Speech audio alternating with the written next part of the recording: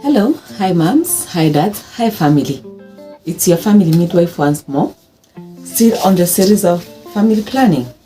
So somebody was asking how should you choose a family planning method? What do you consider?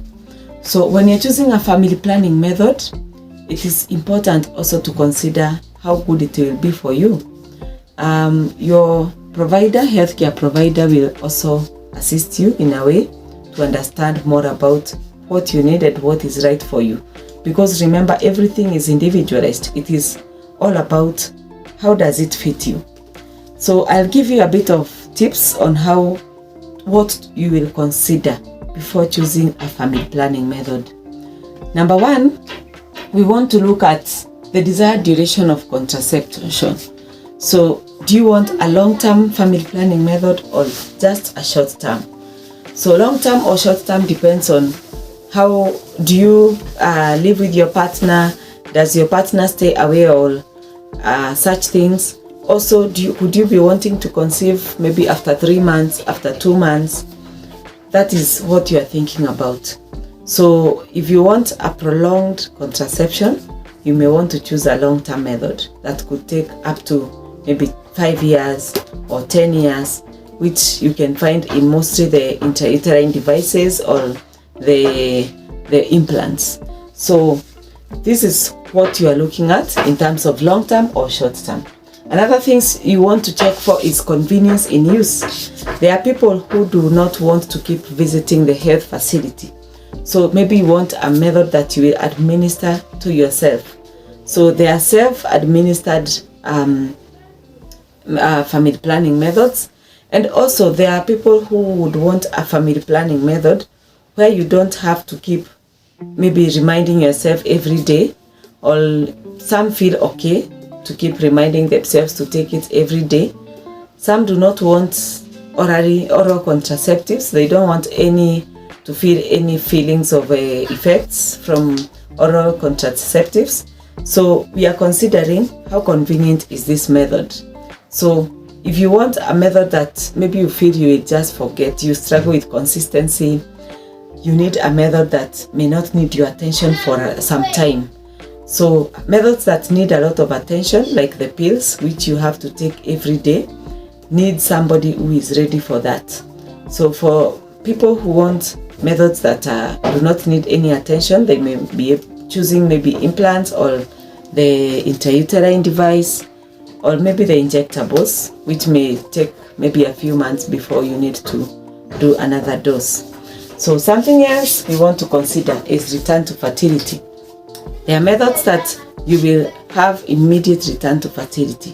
Still, there are methods that you may not have an immediate return to fertility.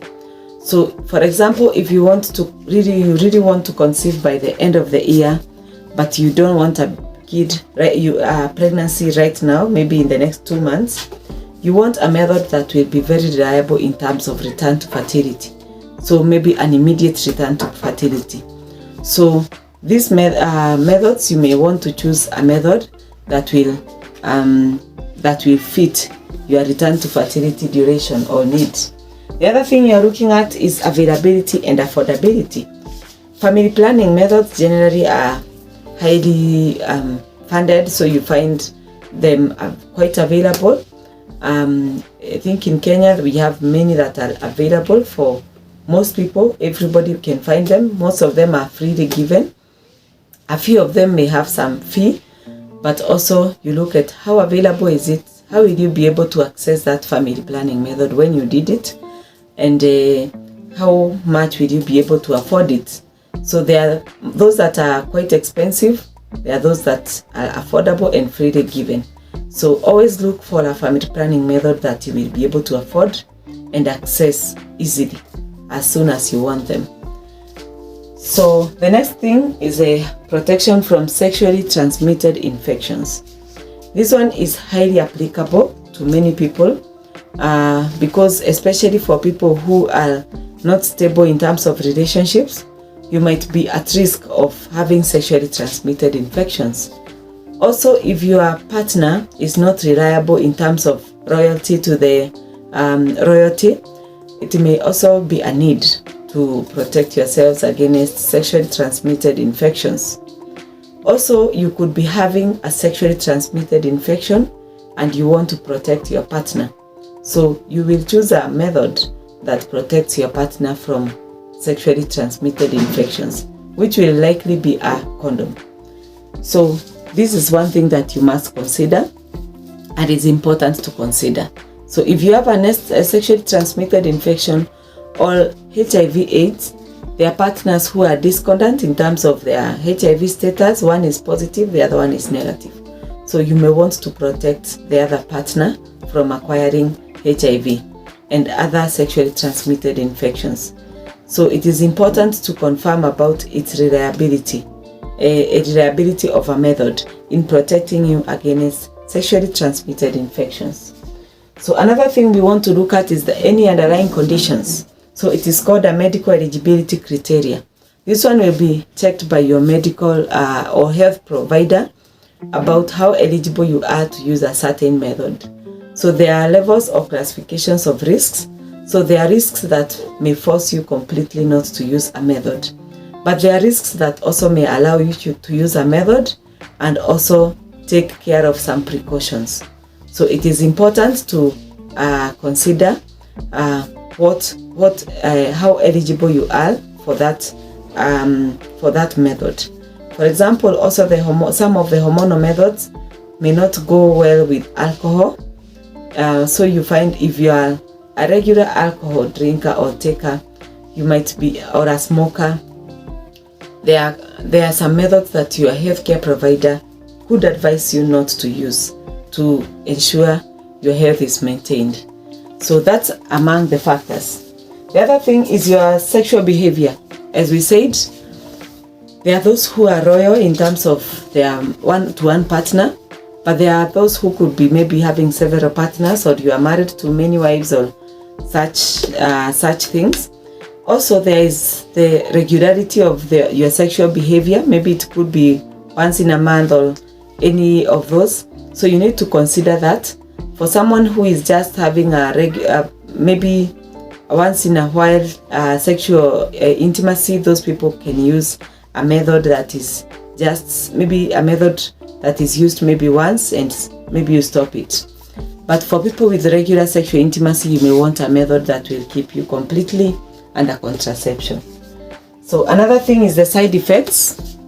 If you have had major side effects or adverse effects from a family planning method, you may not want to use it, so you may be forced to choose another method, or also to consider using a method that is safer for you. So this is very important also, because remember, we want contraception to be something that brings better outcomes and not maybe deteriorating or making lives worse. We want life to get better. So be aware of the side effects. Always report them before you seek family planning services from a healthcare provider. Bring them forward so that the healthcare provider knows how to guide you on choosing the family planning method. So the last thing that we are looking at is gender. We said there are family planning methods that could be used for male gender. So your gender matters. Gender matters because there are methods that will be used by men. There are those that affect women. There are also methods that men are very much involved, especially the natural family planning methods and the condoms. You'll find men are actively involved, and also the male sterilization, which you'll be looking at. So you'll find men are actively involved in those methods. However, even other methods involve the men. Let your partner also be aware of what method you are choosing. Discuss it together. Choose a method together so that we are all together in terms of deciding and also understanding family planning. So these are some of the factors that you will consider. Remember also your age matters.